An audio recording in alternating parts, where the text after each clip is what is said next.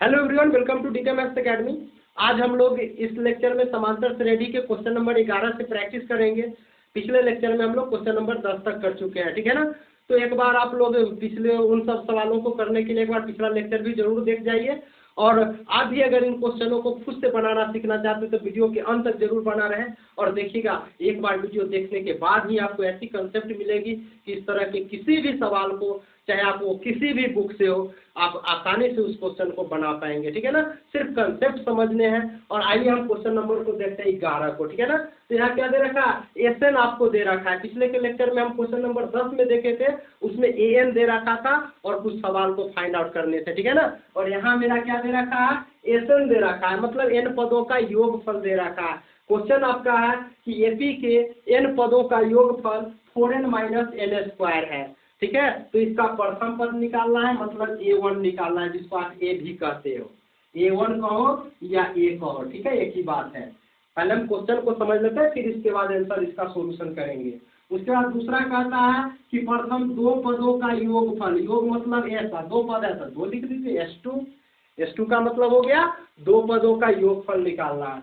फिर आपको कहता है दूसरा पद बताइए, पद कहेगा तो ए, योगफल कहेगा तो ए, तो दूसरा पद मतलब A2। उसके बाद तीसरा पद निकालने हैं आपको, फिर उसके बाद 10वां पद आपको निकालने हैं, उसके बाद nवां पद मतलब n निकालने, मतलब इतना बात को आपको फाइंड आउट करने हैं, ठीक है ना। इस क्वेश्चन में हम सीखेंगे, ठीक है। तो आइए क्वेश्चन नंबर 11 को हम देखते हैं। पहले आपको बता दें कि एन का मतलब क्या होता है। जो दे भी रखा है n पदों का योगफल, n पदों का योगफल का क्या मतलब है कि एपी का पहला पद A1 जोड़ दूसरा पद जोड़ तीसरा पद, कहाँ तक जोड़ते जाना है, nवां पद सर। n पदों का योगफल है, मतलब एपी के n पद लेना है, पहला दूसरा तीसरा और nवां पद तक का जोड़ दीजिए, ठीक है ना। तो आइए अब आप ही बता दीजिए S1 का क्या मतलब हो गया, प्रथम एक पदों का योगफल, मतलब एक ही पद को जोड़ना चाहिए, एगो पद जुड़ता है क्या, यानी पहला पद A1।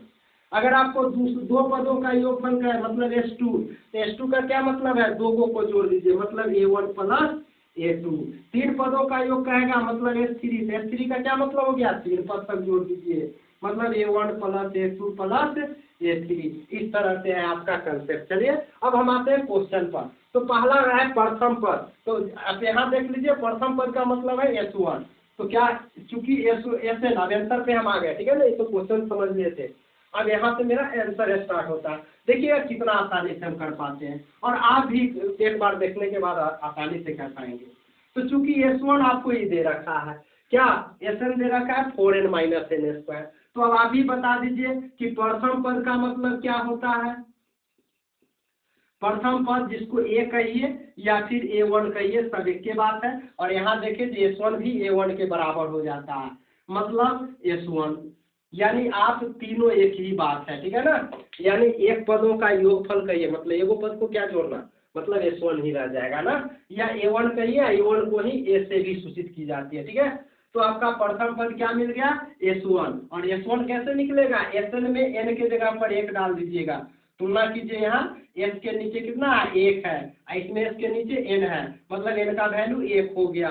मतलब इस क्वेश्चन में आप 1 डाल दीजिए n की जगह पर, तो क्या आ गया, 4 × 1 - n², मतलब n के जगह पर 1 डाल दीजिए तो 1 का स्क्वायर। देखिए फाइनली 4 × 4 1 कितना, 4 -1 का स्क्वायर 1, मतलब 4 में से 1 गया 3। आपका प्रथम पद क्या मिल गया, 3 मिल गया। देखिए एक आंसर तो हम आसानी से कर पाए, देखिए कितना आसान है ना। चलिए अब दूसरा S2। अब आपको क्या निकालने हैं, S2 निकालने हैं। तो S2 का क्या मतलब है, बोलिए। S2 अभी थोड़ी देर पहले बताएं कि n के जगह पर अब यहाँ कितना आ गया, 2 आ गया। इसमें तुलना कीजिए, SN, S के नीचे इसमें n है, इसमें S के नीचे 2 है, मतलब n के जगह पर कितना 2 है। तो आप कुछ नहीं कीजिए, SN जो है उसमें n के जगह पर 2 डाल दीजिए, आपको S2 मिल जाएगा। तो डाल दीजिए, तो 4 × n के जगह पर 2 - n², n के जगह पर 2 तो 2 का स्क्वायर, तो 4 × 2 8 - 4, 2 का स्क्वायर 4, 8 में से 4 गया कितना, 4। आपका दूसरा आंसर भी हो गया। देखिए कितना आसानी से बन रहा है ना, सिर्फ कंसेप्ट आपको समझने हैं। चलिए अगला है आपका A2 निकालना है। अभी थोड़ी देर पहले यहाँ देख लीजिए, समझे, S2 जो है तो दो पदों का योगफल है, मतलब A1 + A2। देखिए उसी का हम इस्तेमाल करेंगे, ठीक है ना।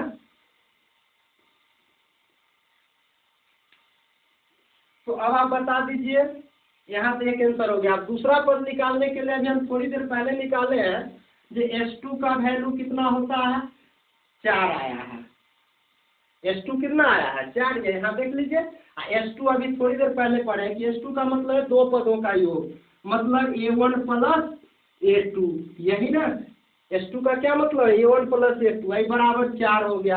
आप कुछ मत करो, वैल्यू डाल दो। A1 का मतलब कितना, यह वैल्यू आया है 3, अब प्लस A2 तो मालूम नहीं, निकालना ही है ना। तो चलो A2 को हम A2 ही छोड़ देते हैं, ये 4 आ गया। तो यहाँ से हमें A2 क्या मिल गया, ये 4 इधर 3 गया, इधर प्लस है, उधर गया माइनस, मतलब फाइनली A2 का वैल्यू हमें 1 मिल गया। देखो ये भी हम आसानी से निकाल पाए ना, है ना। अब उसी तरह से आपको ठीक वही करना है, क्या, S3 निकाल लीजिए। तो S3 या फिर आप चाहो तो A3 बना सकते हो, जिसका पहला पद 3 मिल गया, दूसरा पद 1 मिल गया, ठीक है ना। चलो तीसरा पद निकाल लेते हैं ठीक इसी तरह से। तो तीसरा पद निकालने के लिए पहले S3 का काउंट कर लेते हैं। क्या करते हैं, S3। तो अब बता दो S3 अब क्या हो गया, S3 का मतलब है Sn में n के जगह पर 3 डाल दो। तो डालो 4 इंटू 3 माइनस n स्क्वायर, तो n के जगह पर 3 डाल रहे हैं, मतलब 3 का स्क्वायर। देखो आसानी है ना, कितना आ गया आपका। S3 का क्या मतलब होता है, आप बता दो। S3 का मतलब 3 पदों का योगफल, मतलब A1 plus A2 plus A3, आई बराबर हो गया 4 × 12 माइनस 3 के स्क्वायर 9 आ गया। अब वैल्यू आप डाल दो, यहाँ पे A3 भी मिल जाएगा। बोलो A1 कितना आया है, 3 आया है। A2 का वैल्यू अभी तुरंत निकाले हैं, 1 आया। A3 नहीं मालूम है भाई, निकालना ही है, छोड़ दो A3।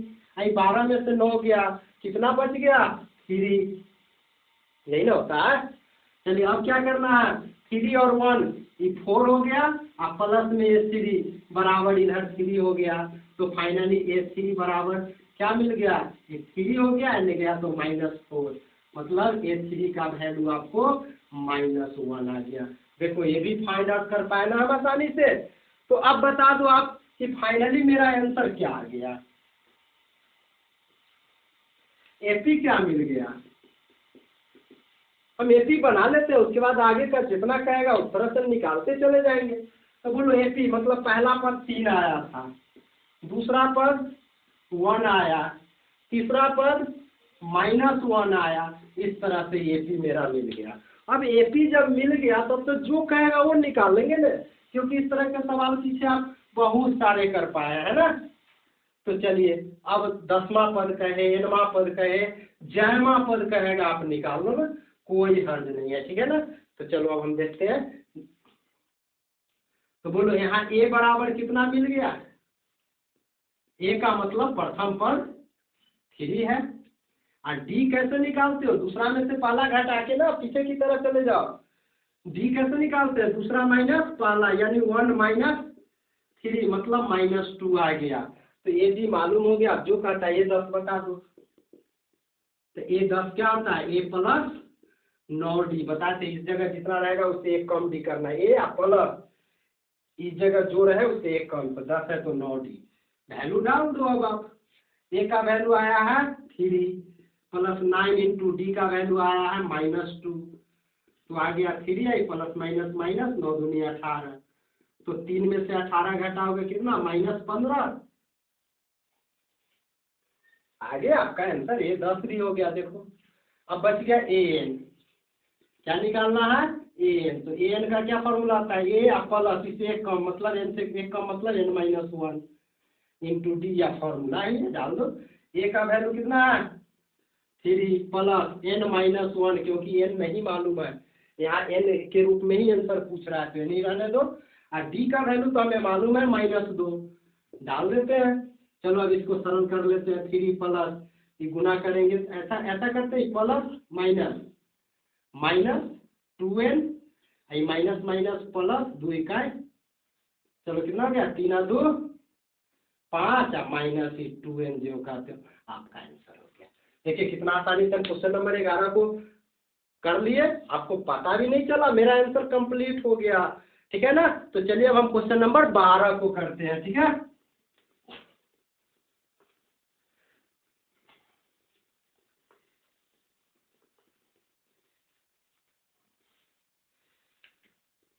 क्वेश्चन नंबर 12 क्या कहता है, अब इसको देख लेते हैं और देखिए इसे हम आसानी से कर लेंगे, ठीक है ना। क्वेश्चन नंबर 12 कहता है कि प्रथम 40 धन पूर्णांकों का योग ज्ञात कीजिए जो 6 से विभाज्य है। क्वेश्चन क्या कहा, प्रथम 40 धन पूर्णांकों का योग ज्ञात करना है जो 6 से विभाजित हो, यानी 6 से विभाजित का क्या मतलब है, जो 6 से भाग लग जाए ऐसा 40 ठोक खोजिए। तो प्रथम मतलब शुरू वाला कौन मिलेगा, 6 हो जाएगा, यानी 6 से विभाज्य, आपको आंसर हम समझा रहे हैं, एक ही बनाने का प्रयास कर रहे हैं। 6 से विभाज्य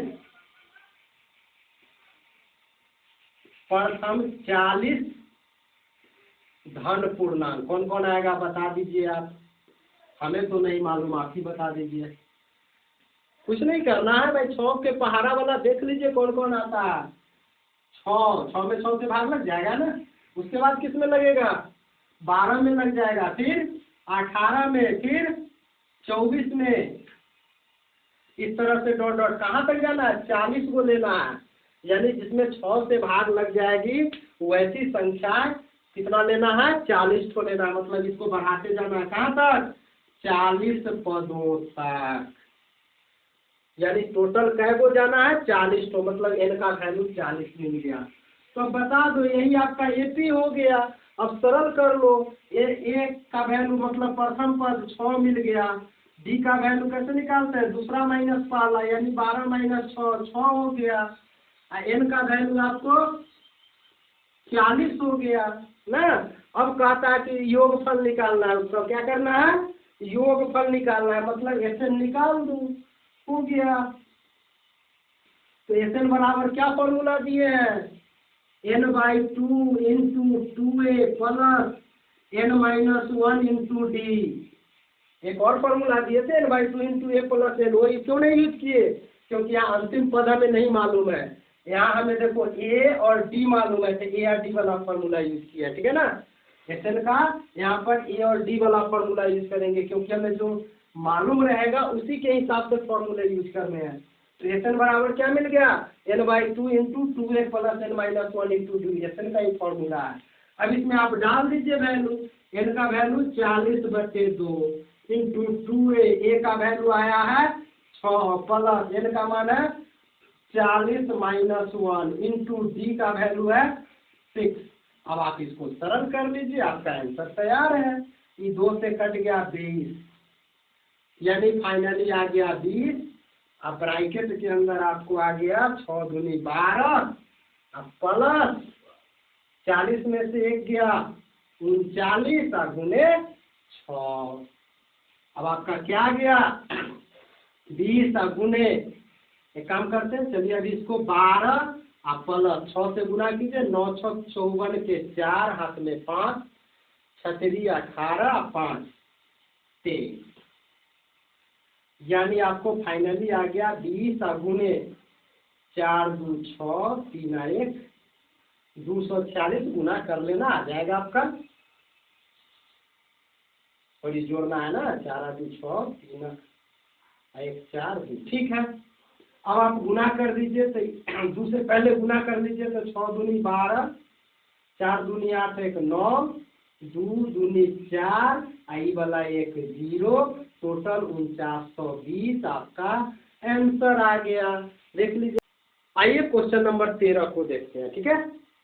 तो क्वेश्चन नंबर 13 आपका कहता है कि 8 के प्रथम 15 गुंजों का योग, 8 के प्रथम 15 गुणज बताइए कौन कौन है, डायरेक्ट आंसर लिख रहे हैं। 8 के प्रथम 15 गुणज, क्वेश्चन आप ऊपर दिख रहा होगा स्क्रीन पे, देखिए 8 के प्रथम 15 गुणज कौन कौन होगा बताइए।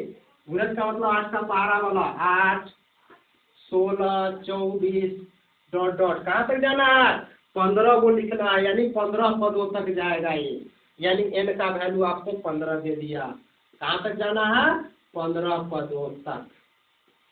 बता दीजिए आपको यहाँ, अब यहाँ क्या मिल गया, n बराबर, a बराबर आपको 8 मिल गया, b बराबर 16 - 8 मतलब 8, n बराबर 15 है।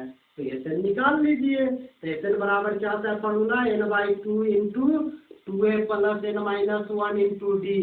क्यों यूज किए, क्योंकि हमें अंतिमा पद n वाला नहीं मालूम है, a और d मालूम है, इसीलिए फॉर्मूला यूज किया। वैल्यू डाल दो, सरल हो जाएगा। n का वैल्यू 15/2 इंटू 2 इंटू a का वैल्यू है 8 प्लस n 15 -1 इंटू डी का वैल्यू भी 8 आया है। चलिए हम सरल कर लेते हैं इसको। फाइनली आ गया 15/2, अब ब्रैकेट शुरू कीजिए, 8 दूनी 16, अब 15 में से 1 गया तो 14 गुने 8, तो 15/2 अब ब्रैकेट में 16 अब प्लस 14 में 8 से गुना कर लीजिए, 8 चौक 32, 8 3 11, 112 आ गया ना। यानी 15/2, ये दोनों को जोड़ के लिख दीजिए, तो 6 8, 1 1 2 1, 128, 2 से काट दीजिए, 64 हो गया। अब 15 और 64 को आप गुना कर लो। चलिए 15 और 64, ठीक है, 5 चौक 20 के 0, उसके बाद 6 बचे 30 और 4 34 और 2 36 के 6, हाथ में 3, 6 इकाई 6 और 3 9। एक बार गुना चेक कर लीजिएगा आप लोग, ठीक है ना, 9 से 60 फाइनली सही है, लेकिन आप लोग अपने से एक बार कैलकुलेशन चेक कीजिए, खुद से कीजिए। 5 चौक 20, 6 बचे 30 और 4 34 और 2 36 के 6, हाथ में 3, 6 इकाई 6 और 3 9, ठीक है। चलिए 9 से 60 आपका फाइनल आंसर आ गया। देख लीजिए कितना, बस मुश्किल से 1 मिनट के अंदर बन जा रहे हैं। तो आप भी अगर इन क्वेश्चनों को करना चाहें, कुछ नहीं करना है। क्वेश्चन क्या दिया कि 0 से 50 के बीच, कहाँ से कहाँ लेना है, 0 से 50 लेना है, और उसके बीच में विषम संख्या लेना है। 0 से 50 के बीच का क्या लेना है आपको, विषम संख्या लेना है। हाँ, 0 से 50 ही है, ठीक है ना। 0 से 50 के बीच का विषम संख्या, विषम संख्या है, बहुत सारा होगा, बताइए कौन कौन होगा। विषम संख्या जिसमें 2 से भाग नहीं लगता है, जैसे 1 3 5 7, यही ना। तो चलिए 0 और 50 के बीच में विषम संख्या बोलिए। पहला 1 आएगा, फिर 3 आएगा, 5 7, इस तरह से। कहाँ 50 से जस्ट पहले वो 49 है ना विषम संख्या, 50 तो सम है। ऐसे भी 0 और 50 के बीच का लेना है, ठीक है ना। तो 0 और 50 के बीच में आपका विषम संख्या कौन कौन मिल गया, 1 3 5 7 से शुरू होगा, और अंतिम विषम संख्या 49 आएगा, क्योंकि इससे अगला 51 आएगा जो एक बाद है, जबकि इससे हमको कम ही लेना है, ठीक है ना। तो आपका 0 और 50 के बीच का टोटल विषम संख्या ए मिल गया, ठीक है ना। अब इसका योग मतलब सबको जोड़ना है, तो कुछ नहीं, SN बैठा दीजिए। बोलिए ठीक पीछे की तरह, यहाँ a बराबर कितना मिल गया आपको 1, d कितना, दूसरा माइनस वाला यानी 3 - 1 2, आपका ये अंतिम है पद है, मतलब इसको बढ़ाते गए हैं, मतलब nवा पद है, मतलब an आपको दे रखा है 49। an कहो चाहे n कहो एक ही बात है, क्योंकि अंतिमा पद है नहीं 49। n मत समझना, अगर n रहता तो इतना पदों तक लिखते, पदों तक नहीं है मतलब ही an है, ठीक है ना। तो चलिए n का बराबर आपको इतना मिल गया। अब n नहीं मालूम है ना, तो इसके लिए तो पहले आपको n निकालना होगा। क्या निकालना होगा, n। तो बताइए n बराबर क्या फॉर्मूला दिए थे, याद कीजिए पीछे का, क्योंकि अब तो मेरा एपी समाप्त होने वाला है। लगभग बहुत सारे सवाल को प्रैक्टिस किए हैं, तो अब तो याद होना चाहिए।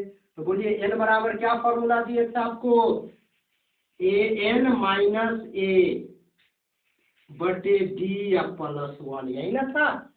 n बराबर क्या फॉर्मूला था, an - a बटे d प्लस 1। चलिए वैल्यू डाल दीजिए। n का वैल्यू आया है 49, माइनस a का वैल्यू है 1, बटे d का वैल्यू आया है 2 प्लस 1, यानी फाइनली 49 में से गया 48 बटे 2 प्लस 1, कट गया 24, 1 जोड़ दीजिए, यानी n का वैल्यू टोटल 25 आ गया। n का वैल्यू हमें कितना मिल गया, 25 मिल गया, है ना। अब आपको SN निकालना है, क्योंकि n पदों का योगफल कह रहा है, तो Sn बराबर फॉर्मूला क्या होता है, n/2 into 2a plus n minus 1 into D भी यूज करते हैं, लेकिन यहाँ l भी दिया हुआ है तो आप a प्लस l वाला भी फॉर्मूला यूज कर सकते हो। l लिखो या an लिखो एक ही बात है। तो Sn का यहाँ पर ये फॉर्मूला भी हम यूज कर सकते हैं क्योंकि यहाँ l मालूम है। तो Sn क्या मिल गया, n/2 into a plus l। चलिए इसी पर कर लेते हैं। n का वैल्यू मिल गया 25/2, a का वैल्यू है हमें 1 प्लस l का वैल्यू है 49। सरल कर लीजिए आप, 25/2 गुने 49 1 50, 2 से कट गया 25, 25 गुने 25 6 से 25 आपका आंसर हो गया। देखिए आसानी से बन गया। हम लोग अब क्वेश्चन नंबर 15 को करते हैं, ठीक है ना। 15 क्या कहता है उसको गौर से थोड़ा देखिएगा। क्वेश्चन थोड़ा लंबा है लेकिन आंसर बहुत ही छोटा है, यकीन मानिए। क्वेश्चन कहता है कि निर्माण कार्य से संबंधित किसी ठेके में एक निश्चित विधि के बाद कार्य को विलंब से पूरा करने के लिए जुर्माना लगाने का प्रावधान इस प्रकार है। पहले दिन अगर आप काम पर विलंब करते हैं तो 200 रुपया लगेगा। यानी क्वेश्चन के मुताबिक आपका एपी क्या बन रहा है सो देखिए। पहला दिन अगर विलंब करते हैं तो 200 रुपया लगेगा, ठीक है ना। उसके बाद आगे पढ़िए, क्वेश्चन क्या कहता है, दूसरे दिन के लिए 250 रुपया लगेगा। मतलब दूसरा दिन विलंब करते हैं तो 250, अगला दिन के लिए फिर 300 रुपया आपको हो जाएगा, यही विलंब शुल्क, ठीक है ना। उसके बाद फिर इसी तरह से आगे बढ़ते जाना है और कह रहा है कि जुर्माने से 50 रुपया अधिक है, ठीक है। वो तो देख ही रहे हैं हम लोग। एक ठेकेदार को जुर्माने के रूप में कितनी राशि देनी पड़ेगी, वह 30 दिन तक अगर विलंब कर देता है। क्वेश्चन को फिर से समझ लीजिए। कहता है एक ठेकेदार है जो अगर काम लेता है, अगर एक दिन विलंब करता है तो उसको 200 रुपया देना पड़ेगा पहला दिन के लिए। और उसके बाद कहा कि जितने दिन अगर उसके बाद एक्स्ट्रा करते हैं तो 50-50 रुपया आपको अधिक जुर्माना बढ़ता जाएगा। मतलब अगर आप पहला दिन विलंब किए तो 200 रुपया लगेगा, 2 दिन में अगर विलंब कर दिए तो पहला दिन का तो 200 लगेंगे ही, दूसरे दिन के लिए आपको 250 रुपया लगेगा। इस तरह से तीसरा दिन का 300 लगेगा, चौथा दिन का 350, इस तरह से लगते जाएगा। और किसी कारणवश एक ठेकेदार है जो 30 दिन विलंब कर देता है, मतलब आपका कितने दिन विलंब करते चला गया, 30 दिन तक। मतलब 30 दिन तक 50-50 बढ़ते चला जाएगा, मतलब 30 पदों तक ये बढ़ गया एपी आपका ना। तो फाइनली बोलिए अब यहाँ से आपका ए कितना मिल गया, 200 रुपया। डी कितना मिल गया, 250 माइनस 200 मतलब 50। एन आपको 30 हो गया क्योंकि 30 दिन तक वो अति किया है। अब आपको कहता है टोटल उसको कितना पैसा देना होगा, तो सबको जोड़ना ही ना 30 पदों तक, मतलब Sn निकाल लीजिए, आपका फॉर्मूला मिल गया। तो Sn बराबर क्या होता है फॉर्मूला बता दीजिए, n/2, यहाँ ad दिया हुआ तो ad वाला लगा लीजिए, 2a plus n minus 1 into D. देखिए सब एक ही तरह से सवाल बन रहा है ना। तो n का वैल्यू आपको मिल गया 30/2 इंटू 2 इंटू a का वैल्यू है 200 प्लस n का वैल्यू है 30 माइनस 1 इंटू डी का वैल्यू आपका हो गया 50। चलिए अब इसको सरल कर लेते हैं, कुछ नहीं करना। ये तो कट गया 15, यानी फाइनली आपका बच गया 15। अंदर बच गया आपका 2 से गुना कीजिएगा तो 400, 2 गुने 200 400, अब प्लस 30 में से गया 29 गुने 50, यानी फाइनली आपका हो गया 15 ब्रैकेट में 400, अब प्लस गुना कीजिए, ये तो 0 रह जाएगा। और उसके बाद 9 बचे 45 के 5, हाथ में 4, 9 बचे 45, 5 दूनी 10 4 14। चलिए अब हम जोड़ देते हैं, अगर 15 तो 14 4 1850 आ जाएगा। अभी गुना कर दीजिए 1850 को 15 से, ठीक है ना। तो गुना करके आपको आ जाएगा 185 में 15 से कर लीजिए ना। गुना करके आ जाएगा 15 × 75, हाथ में 7, 15 × 20, सॉरी 15 × 120, 7 127, हाथ में 12, 15 12 27, ठीक है। 27,750 रुपया उसको जुर्माना लग जाएगा, गुना कर लीजिएगा। आइए अब हम क्वेश्चन नंबर 16 को करते हैं। उसमें कहता है कि विद्यार्थियों के लिए एक प्रतियोगिता है, क्वेश्चन को समझ लीजिए ध्यान से। वो कहता है कि उसमें टोटल 7 पुरस्कार देने हैं। क्या करने हैं? टोटल 7 पुरस्कार देने हैं। क्वेश्चन है आपका कि किसी स्कूल के विद्यार्थियों को उसके समग्र शैक्षणिक प्रदर्शन के लिए 7 नकद पुरस्कार देने के लिए 700 रुपया की राशि रखी गई है।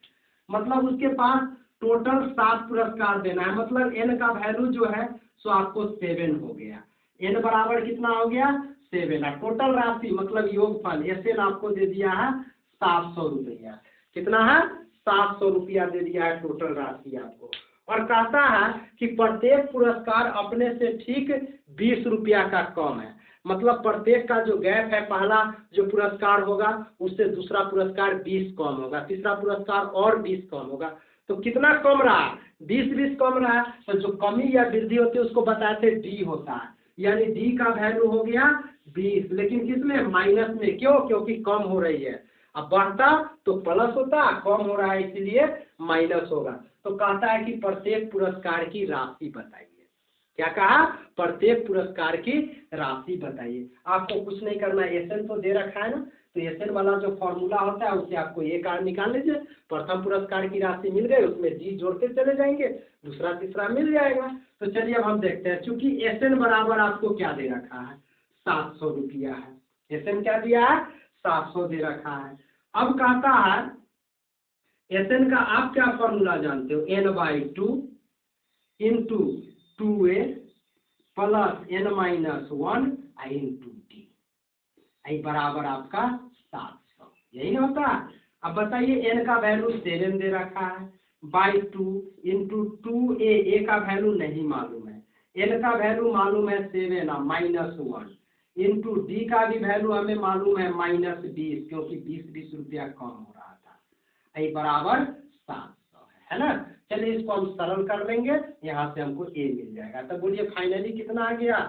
7/2 अंदर आपको हो गया 2a, प्लस 7 में से 1 गया तो 6। ऐसा करते हैं प्लस ये वाला माइनस लेके माइनस कर देते हैं, तो 6 गुने 20 हो गया ना।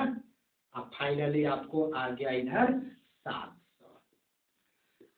चलिए 7/2 को उधर बैठाते हैं, मतलब क्रॉस गुना कर देते, इधर बच गया अंदर 2a और माइनस 6 दूनी 12, 120। तो यहाँ क्या आ गया? 700। आई 2 बटा में है तो उधर गुना में, आई गुना में है 7 तो आ गया बटा में। इस 7 से काट दीजिए 100, यानी फाइनली आ गया 2a बराबर 100 गुने 2 थे 200, आई माइनस है तो हमने गया प्लस 120। मतलब 2a का वैल्यू आ गया आपको कितना? 200 120 320। तो यहाँ से a का वैल्यू आपको मिल गया 320 और बटा में 2 कट गया 16, 160, यानी a का वैल्यू आ गया 160 रुपया। मतलब प्रथम पुरस्कार की वैल्यू कितना मिल गई? 160 रुपया तो मिल गई। चलिए अब हम, मेरा जो मकसद था वो पूरा हो गया, ठीक है ना। अब हम प्रत्येक पुरस्कार की राशि निकालते हैं, ठीक है। तो बोलिए, अतः प्रथम पुरस्कार की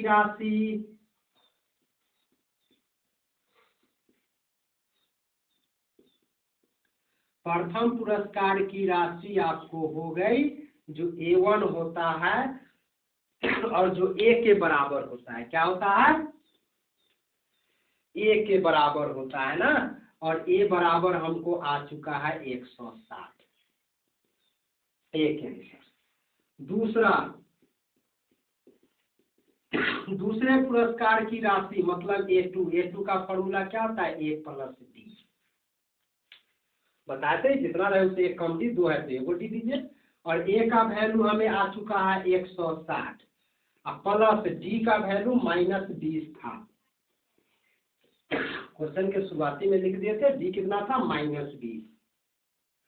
तो 160 है प्लस माइनस -20 मतलब 140 रुपया। तीसरे पुरस्कार की राशि बताइए A3। तो A और प्लस 3 है तो ये कम कर दीजिए 2D, यानी फाइनली आपका आ गया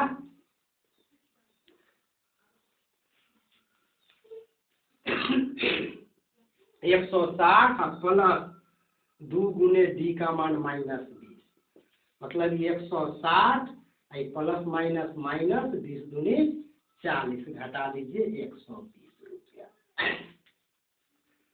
चौथे पुरस्कार की राशि A4, ये हो जाएगा A प्लस 4 है तो 3D, यानी 160 प्लस 3 इंटू डी का वैल्यू -20, यानी 160 माइनस 20 × 60, मतलब 100 रुपया। पांचवें पुरस्कार की राशि ए बता दीजिए, ये हो गया A5, मतलब A plus 4D, 160 plus 4 into D का वैल्यू -20, यानी फाइनली आ गया 160 माइनस 80, यानी ये हो गया 80 रुपया। उसके बाद छठे पुरस्कार की राशि A6, ये हो गया A प्लस 5D, मतलब 160 प्लस 5 गुने -20, सरल कर लीजिए 160 माइनस 100, यानी 60 रुपया। और लास्ट बचा सातवें पुरस्कार की राशि, मतलब A7, तो A प्लस 6D, 7 से कम कीजिए, यानी 160 प्लस 6 इंटू डी का वैल्यू -20, यानी 160 माइनस 120, घट के आ गया 40 रुपया। तो इस तरह से सातों पुरस्कार की राशि आपके सामने है। ठीक है, अब दिक्कत है तो आप ऐसा कर सकते हैं कि सबको जोड़ के आप चेक कर लीजिए, 700 आ जाएगा, क्योंकि टोटल राशि 700 रुपया थी ना। जोड़ लीजिए 160 140, आपका हो गया 300, 400 500, ये दोनों मिला के 600 700 पूरी। आइए हम क्वेश्चन नंबर 17 को करते हैं। इसमें क्वेश्चन को समझ लेते हैं पहले कि इसमें कहता है कि एक स्कूल में प्रदूषण को कम करने के लिए क्या किया गया कि अंदर और बाहर पेड़ लगाने हैं, और इसमें एक सिस्टम दिया गया है। क्वेश्चन आप एक बार सुन लीजिए। क्वेश्चन कह रहा है कि एक स्कूल के विद्यार्थियों ने वायु प्रदूषण कम करने के लिए स्कूल के अंदर और बाहर पेड़ लगाने के बारे में सोचा है। यह निर्णय लिया गया है कि प्रत्येक कक्षा का प्रत्येक अनुभाग अपनी कक्षा की एक संख्या के बराबर पेड़ लगाएंगे। उदाहरणार्थ, कक्षा 1 का एक अनुभाग 1 पेड़ लगाएगा, कक्षा 2 का एक अनुभाग 2 पेड़ लगाएगा, तीसरा कक्षा का 3 पेड़ लगाएगा, और इस तरह से टोटल कक्षा 12 है। तो आपको बताना है कि टोटल कितने पेड़ लग जाएंगे। ठीक है ना, स्कूल में कितने विद्यार्थियों द्वारा कुल पेड़ों की संख्या आपको पूछ रही है। ठीक है ना, अब क्वेश्चन को समझते हैं। क्वेश्चन तो पढ़ के हमने बता दिया। कहता है टोटल क्लास जो है, कक्षा जो है, यानी क्लास आपका 1 से लेकर के 12 तक है। क्लास कितने हैं? 1 से लेकर के 12 क्लास तक के हैं। ठीक है ना। उसके बाद कह रहा है कि प्रत्येक क्लास में 3-3 सेक्शन है। अनुभाग मतलब आप सेक्शन समझ लीजिए कि इसमें 3 सेक्शन है। मतलब जिसको आप लोग स्कूल में देखे हुए हैं कि ABC करके बांटा हुआ रहता है, इसमें रोमन 1 2 3 करके है। ठीक है ना, या ABC कर लीजिए, जो करना है कर लीजिए, या 1 2 3 कर लीजिए। मतलब प्रत्येक कक्षा में कितने सेक्शन है? 3-3 सेक्शन है। मतलब पहला कक्षा में 3 सेक्शन है, दूसरा में भी 3 है, तीसरा में भी 3 है, इस तरह से 12वां कक्षा में भी 3-3 सेक्शन है। अब पेड़ लगाने का क्या है? कहा गया कि भाई देखिए, जो विद्यार्थी पहला कक्षा में होगा, क्लास 1 में होगा, उसको 1 पेड़ लगाना है। जो दूसरा क्लास में होगा उसको 3 पेड़ लगाना है प्रत्येक सेक्शन को। ठीक है ना। तो अब बताइए कक्षा 1 द्वारा कितना क्लास लग जाएगा, पेड़ लग जाएगा? इसमें 3 अनुभाग है। कक्षा 1 में है, मतलब 1-1 पेड़ लगाएगा, मतलब ये भी 1 लगाएगा, ये भी 1, ये भी 1। तो क्लास 1 द्वारा कितने पेड़ लग जाएंगे? 3 पेड़ लग जाएंगे। यानी फाइनली आपको हम अब बता देना है कि AP क्या होगा। कक्षा 1 द्वारा कितने पेड़ लगेंगे? 3 पेड़ लगेंगे, मतलब 1 × 3, क्योंकि एक कक्षा में कितने सेक्शन है? 3 सेक्शन है, और कक्षा 1 है मतलब एक सेक्शन को एक पेड़ लगाना है। उसी तरह से बता दीजिए कि दूसरा कक्षा में 3 सेक्शन है, क्लास 2 है तो 2 पेड़ लगाएगा। जै नंबर क्लास है उतना पेड़ लगाना है, तो क्लास 2 है मतलब 2 पेड़ लगाएगा, 3 प्रत्येक सेक्शन। और क्लास 2 में भी कितने सेक्शन है? 3 सेक्शन है, दूसरा में भी 3 सेक्शन है, ठीक है ना। इस तरह से याद रखना है, सब में 3-3 सेक्शन है, तो एक सेक्शन 2 पेड़ लगाएगा तो 3 सेक्शन कितना? 3 से गुना कर दीजिए। उसी तरह से जो तीसरा क्लास के विद्यार्थी होगा उसको 3-3 पेड़ लगाना है प्रत्येक सेक्शन का, उसमें भी 3 सेक्शन है, मतलब 3 गुने 3 आपका हो गया। इस तरह से टोटल कितने क्लास तक है? 12 है, मतलब 12 पदों तक आपके टोटल जाने हैं, ठीक है ना। टोटल कितने पदों तक जाना है? 12 पदों तक। यानी फाइनली आपका एपी हो गया 3, 6, 9 ... कहाँ तक? 12 पदों तक। क्वेश्चन आपको समझ में आ गई होगी, नहीं है फिर से देख लीजिए। क्वेश्चन कहता है कि क्लास 1 में 3 सेक्शन है और क्लास 1 है तो 1 पेड़ लगाएगा प्रत्येक सेक्शन, तो 3 सेक्शन है तो 3 पेड़ लग जाएंगे। फिर उसी तरह से क्लास दूसरा का में भी 3 सेक्शन है और प्रत्येक सेक्शन 2-2 पेड़ लगाएगा, क्लास 2 है तो 2-2 पेड़, तो कितना? 2 गुने 3 मतलब 2, 4, 6 टोटल पेड़ लग जाएंगे। तीसरा क्लास द्वारा कितने पेड़ लगेंगे? 9 ठो लगेंगे, क्योंकि तीसरा कक्षा का विद्यार्थी मतलब 3-3 ठो पेड़ लगाना है उसको, ठीक है। 3 सेक्शन है ना, 3 इंटू 3। चलिए अब यहाँ बता दीजिए आपको ए क्या मिल गया। ये पी है ना, तो ए मिल गया प्रथम पद 3, डी होता है दूसरा माइनस पहला, तो 6 माइनस 3 बराबर 3, और आपका एन हो गया टोटल कै गो क्लास है? 12 गो, तो 12 हो गया। एस एन निकाल लीजिए। एस एन का फॉर्मूला आता है n/2 into 2a plus n-1 into D. N का वैल्यू है 12/2, ए का वैल्यू आया है 3 इंटू डी का वैल्यू है 3। 2 से काट दीजिए 6, अंदर आपको बच गया 2 तिहाई 6, 11 गुने डी का वैल्यू 3 है। 11 तिहाई 33, 6 गुने जोड़ दीजिए, 6 3 9 39 ना, गुना कर दीजिए 9 6 54 के 4, 6 18 5 23, 234 पेड़ टोटल लग जाएंगे, ठीक है ना। तो ये रहा क्वेश्चन नंबर 17।